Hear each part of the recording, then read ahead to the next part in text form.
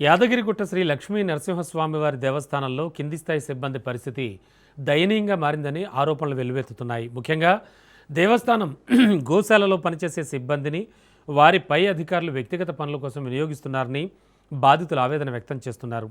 ఎండాకాలం ప్రారంభం కావడంతో కొండపై ఉన్న ఉన్నతాధికారుల ఇళ్లలో పని చేయించడానికి గోశాల సిబ్బందిని బలవంతంగా పంపిస్తున్నారని సమాచారం. దీంతో గోశాలలో గోవులకు సరైన సంరక్షణ లేకపోవడంతో అవి ఎండలో నీరు ఆహారం లేక అలమటిస్తున్న పరిస్థితి నెలకొంది.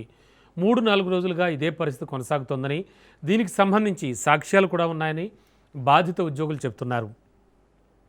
కింది స్థాయి ఉద్యోగులను తక్కువగా చూసే ధోరణి కొనసాగుతోందని వాళ్ళు వాపోతున్నారు.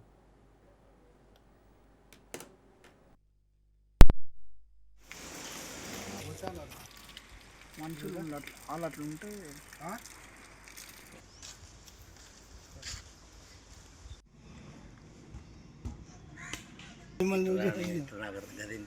చెట్టు పెట్టడానికి వస్తుంది.